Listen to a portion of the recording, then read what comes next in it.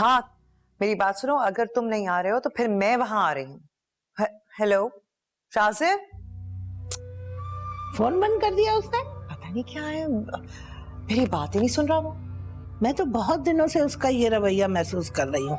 तुम्हारे साथ कुछ उखड़ा उखड़ा रह रहा है। कहीं वो तुमसे नाराज तो नहीं है? नहीं, मुझसे क्यों नाराज होगा, ऐसी तो कोई बात नहीं हुई। बट यूर राइट, उसका बिहेवियर मेरे साथ चेंज हुआ है। वाकई वो कुछ खिंचा खिंचा सा है। लेकिन फार्म हाउस वो रामीन की वजह से गया है।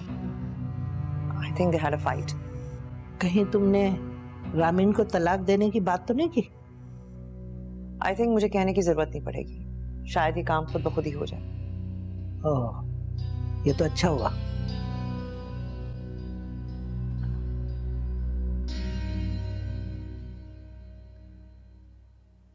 शाज़िर, कहाँ हो तुम?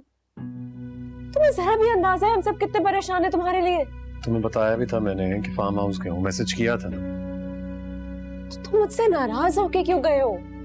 एटलीस्ट बात तो करते, मुझे एक्सप्लेन तो करने देते। हम कल हॉस्पिटल जाके ये सब कुछ सॉर्ट आउट करेंगे। शाज़िर, क्या हुआ है? तुम्हारी तबीयत तो ठीक है? सर में दर्द है मेरे। मैं टैबलेट दूं तुम्हें? मैं ले लेता हूँ।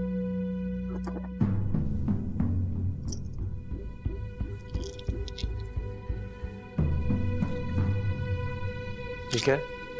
क्या है? तुम अच्छी तरह जानती हो ये क्या है, कब से इस्तेमाल कर रही हो? क्या?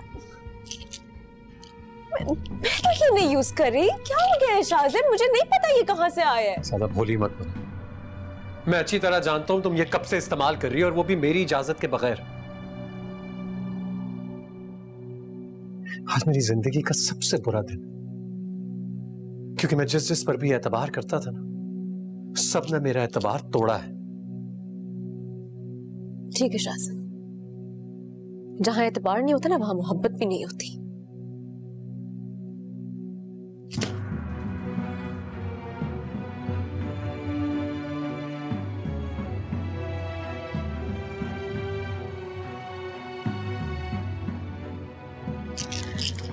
किस तरह की है ये?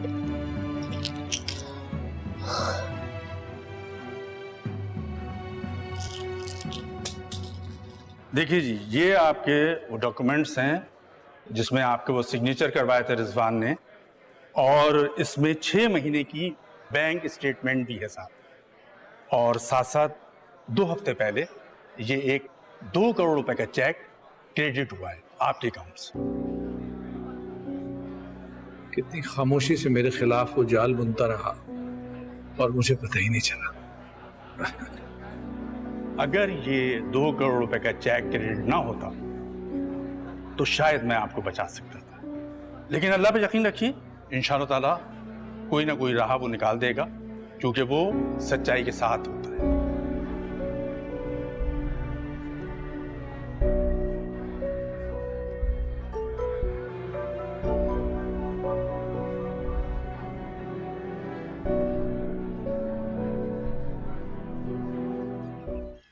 शाज़िर, शाज़िर बेटा, इतनी सी बात में तुमने उसे जाने को कह दिया घर से? क्या हो गया तुम्हें?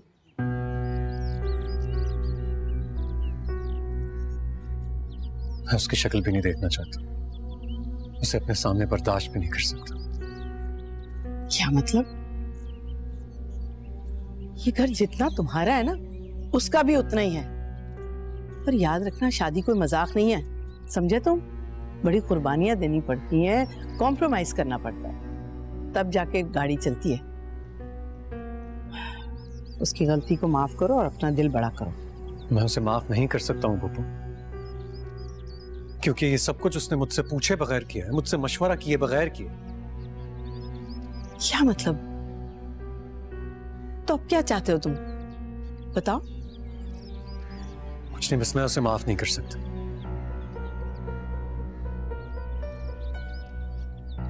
घर के हालात तुम देख रहे हो ना। पहले मनाल के सदमे से हम गुजरे, शाहनवाज अलग बीमार है और रामीन के बाप जेल में। तुम जरा समझदारी से काम लो, मेरी बात सुनो। हाँ, बेफिक्र रहिए, मैं जो भी फैसला करूंगा सोच समझ कर करूंगा, लेकिन मुझे थोड़ा वक्त चाहिए, थोड़ा वक्त चाहिए जिसमें मैं सोच सकूं कि आखिर मुझे क्या फैसला करना है।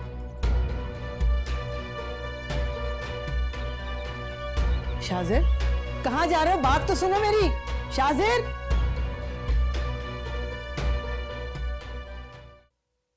मुझे तो बहुत फिक्र हो रही है। अम्मा बहुत गुस्से में बाहर निकला है, पता नहीं कहाँ गया है। मैं फोन कर रही थी तो फोन भी ऑफ है। मुझे डर है कहीं उसने वो दराज में पड़ी हुई मेडिसिन तो नहीं देख ली और फिर रामीन से झगड़ा करके निकला है। अरे भाई पता तो करो कि झगड़ा किस बात पे है दोनों में, हैं? आजकल तो वो तुमसे भी बदला बदला रहने लगा है। मेरी वजह से नहीं, रामीन ही वजह है। आप अच्छी तरह जानती हैं शादी के बाद से रामीन के घरेलू मसाइल की वजह से घर में कितना तनाव रहता है। एक सेकंड शाजिर को सुकून का नहीं मिला।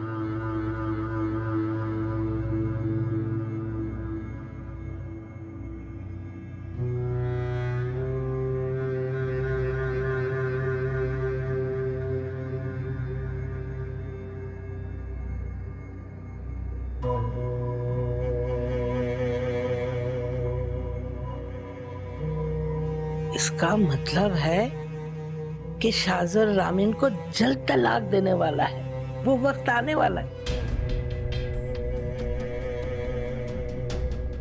शाजिर का दिल रामीन से भर ही गया है फाइनली। अब यही होगा, तलाक ही होगी।